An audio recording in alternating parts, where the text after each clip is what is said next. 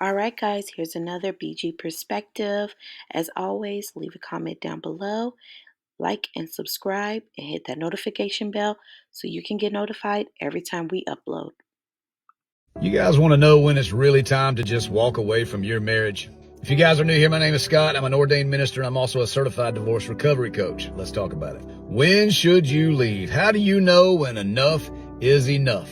That is actually one of the number one questions that I get in my coaching sessions and in the comment section of all my videos. And it usually sounds a little something like this. We used to have an amazing relationship, and then maybe somebody cheated and we don't know how to recover from it. Maybe somebody is going out of town working all the time and we don't know what to do with ourselves.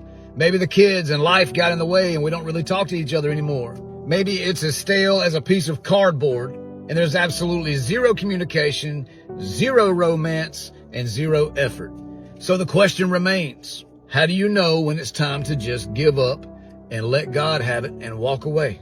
I'm going to help you guys right here, right now.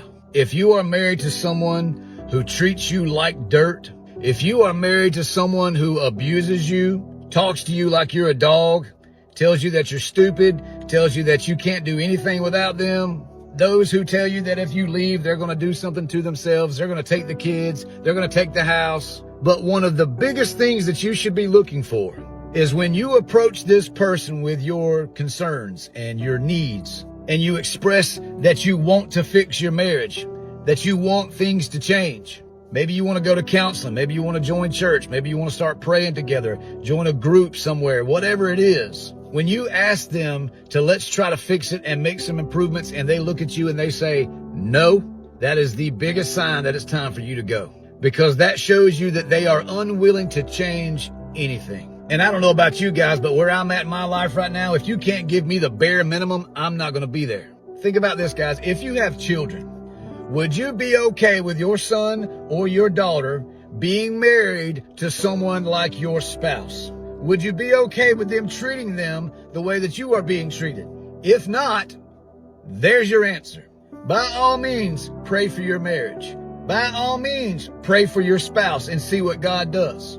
But if every single day you wake up and you're living in hell, it's time to go. So I want to know in the comment section below, guys, those of you who were strong enough to leave, when did you leave and how did you know that it was time? You're going to get divorced. You should be able to look back and say, we did everything we could to save it, and we couldn't save it. I had a couple last May. They booked me for 3 days to try to save it. That was May. By July, they were done. I had another couple in November. Came in 3 days. They saved it. They said it's worth saving. It can go either way. How you know when it's time to get a divorce? Remember the feeling of trying to make this decision like it was yesterday. I remember sitting there, I was in my front room and I was watching Mel Robbins on YouTube. And it was crazy because that day, her video that came out was, should I stay for my kids? I'm not saying that I took that video as like, oh, that was my answer, I'm supposed to get a divorce. No. That video made me realize that I was basing all of my decisions on staying out of fear. I knew in my heart that it was the right thing to do, but I was terrified. I was afraid of losing friends. I was afraid of losing my ex-husband's family, losing his friendship. I was afraid of how I was going to provide for my kids. I was going to affect them, how it was going to hurt them. I was afraid of meeting somebody ever again. I was afraid of being alone. I was afraid of letting go of what was making me secure. The truth is, no one can ever tell you if it's the right time for you to get a divorce. That decision comes from you and knowing in your heart what is right. That's not to say that the decision wasn't hard and it didn't hurt like hell, because it did. No matter what you do, it's gonna be hard. Whether you stay and work on your marriage, that's hard. Or you leave and you get a divorce and you have to start over, that's hard. You choose your heart. Trust yourself and make the decision out of love and not fear, and you'll do the right thing. You're gonna be okay. And I believe in you. You got this. You can do hard things. Have a great day. So when I was in the process of trying to figure out whether or not I wanted to get a divorce, one of my friends asked me, like, do you have a defining moment? And I was like, what is that? And she explained that whenever she left her daughter's father, that there was one thing that happened where she realized she was not going to be able to make it in that relationship. And they weren't married. And I was like, no, I don't have a defining moment. Like, I couldn't think of anything at the moment. Well, when you ask for shit, shit pops up. And so a couple weeks later, there was a defining moment. My ex-husband ended up into a car accident, and I was at work. This was Christmas Eve, and he didn't call me. I happened to call in to check on him, and that's how I found out that he got into a car accident, and he called his mom. I was a bit annoyed. I was grateful that he was okay, but I was a bit annoyed. Like, why didn't you call me? That was a crisis situation. I would have left work had I known that you got into a car accident. So after we got off the phone call and I processed it a little bit, I was really happy that nothing happened to him. But it had nothing to do with me. I didn't care about it for me. I cared about it for my kids. And that was my defining moment right then and there. And then about a week later, another incident happened. Tensions were high, and it frustrated the fuck out of me. And that's something I won't go into detail on here, but I will definitely talk to you about in Freedom Forward, my 8-week group coaching program. That was the fucking cherry on top. It was the first time I had cried in a long time. I remember reaching out to my business coach in like tears, and we were sending voice messages back and forth. And I was just like, I can't do this. Like, I have to be done. So that was December 31st. By the spring, I knew for sure that I had to leave. I just struggled to tell him because I didn't want to hurt his feelings. I didn't want to break up my family. I didn't want to feel the judgment that may come. I was scared of the unknown. And so in June, I was like, okay, I'm going to tell him. I'm going to tell him. June came and went, and I didn't tell him. I didn't have the balls. But by the time the fall rolled around, shit had changed. And I never planned for me to tell him that I wanted a divorce, but it happened during one of our conversations. By November 5th, I started moving into my apartment. In December, we had mediation. In February, I filed for divorce. And in May, we were divorced. So let me ask you, if you've made it to the end of this video, do you have a defining moment on when you decided that you wanted to get a divorce? And what have you done with your defining moment? These are signs that it's time to walk away from someone, even if you still love them. Number one, they never want to have the difficult conversations. They give you the silent treatment, or they walk away and they just watch as you fight for the relationship alone. Number two, they treat you like an option and they're distant, but they expect you to prioritize them all the time, and they have no problem prioritizing everyone else over the relationship. Three, they stop trying and being there for you as soon as they had you, and every time you give them another chance, they end up hurting you or giving you an empty promise. Four, it's clear that they no longer envision the future that they once promised you, and for a long time, the bad days outnumber the good days. And five, they're never accountable and they always shift the blame on you. You feel so emotionally drained in the relationship because it's always your fault, even when you do absolutely nothing wrong at all. Do you want to know how to tell when it's time to leave a relationship? Do you want to know the clear signs that will show up when your relationship is at its end? And do you want to be able to confidently walk away knowing that you made the absolute best choice for yourself? I'm going to give you 3 signs that it's time to walk away from your relationship that will help you make the best decision for you. First, I'm Phyla, an award-winning life and relationship coach for women. I teach women how to put themselves first, how to prioritize their own needs, create sacred self-care plans. I also teach you how to create healthy relationships with your emotional wellness at the center of it all. So here are the 3 ways for you to tell when it's time to walk away from your relationship. If you are feeling emotionally unfulfilled, emotionally unsatisfied, and emotionally unhappy, and nothing in the relationship is bringing you joy, to the point where you just can't feel content or satisfied on a day-to-day basis, that is a clear indication that it may be time for you to walk away from that relationship. Simply so you can have the headspace and the emotional space to be able to figure out what it is that you're feeling. If you are no longer attracted to your partner, physically, mentally, emotionally, spiritually, psychologically, or in any way, and you're feeling totally and completely disconnected from them, to the point where you're being rude, where you're being a jerk, where you're being an asshole, where you're being disrespectful, that's another indication that it's time for you to walk away from that relationship. Because you don't have the right to treat anybody like shit simply because you don't want to be in the space with them. And then finally, if your partner is not respectful of your emotional needs, takes your wants for granted, ignores, neglects, or abandons you within the relationship, and you've addressed it and they continue to do the same thing, then that is an indication as well that it's time for you to walk away from that relationship.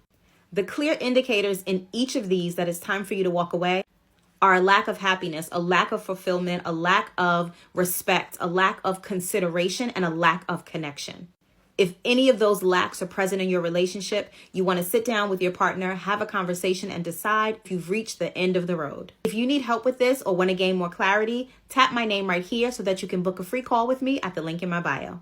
The 5 biggest signs that tell a woman it's time to leave your man. This is after you try to address the concerns consistently with no resolve. Number 1, verbal or physical abuse. If he says things to attack you and then hurt you emotionally, or worse, puts his hands on you, this is a non-negotiable and is a deal breaker immediately. There is no consistent conversations when someone puts their hands on you. Even with verbal abuse, maybe he gets one conversation because maybe he got caught up in the heat of the moment, but he gets one at best because he's showing toxic signs that can really hurt you mentally and physically, and nothing's worth that. Number 2, lack of trust and betrayal. If he consistently breaks the trust through lies, infidelity, betrayal, and every time you try to trust him again, it backfires, it's time to go because the relationship foundation is severely compromised at this point. Number 3, emotional neglect or unavailability. If your emotional needs are never being met, you feel like you're on an island by yourself, it's a sign. You start to feel isolated and eventually depressed. Number 4, stagnation or incompatibility. If you're seeing your core values, life goals, and key priorities aren't lining up, you can't succeed with him. And if you've noticed you've stopped growing and you're craving to, that means he can't lead and you can't be fulfilled with him. And number 5, he's not working on his unresolved issues. See, you can work through any issues you want with him, but you'll never find lasting peace until he finds peace within himself. All these signs go heavily against your need as a woman to feel certainty, safe, and protected in your relationship. And if you even consider staying, you have to demand a plan for improvement and you have to see results. And I don't condone it, but especially with abuse, or you gotta go. You should leave. Let's get it. As someone acting for yourself and you have to ask him for money. Stay vigilant, ladies, and be prepared to leave at any point of time that they switch up on you. As a divorce attorney, when you feel like you've heard it all, then all of a sudden your job just got a little bit crazier. If you are married or want to be married in the future, I need you to pull up a seat, listen up, and pull your hair back so you can hear me clearly. Now that I have your attention, please do not end up like one of those people who don't know a thing about the finances in their marriage. And yes, I am speaking to both men and women. I have had female clients who didn't have a clue about the finances in their marriage. I've had male clients who would come home, give their wife their entire paycheck. The wife would give him an allowance, and he didn't know what else she did with the money. But I want to talk about what specifically just happened today with one of my clients. I'm representing a wife in this divorce, cute, sweet little old lady. She's been married for decades and they just don't get along anymore.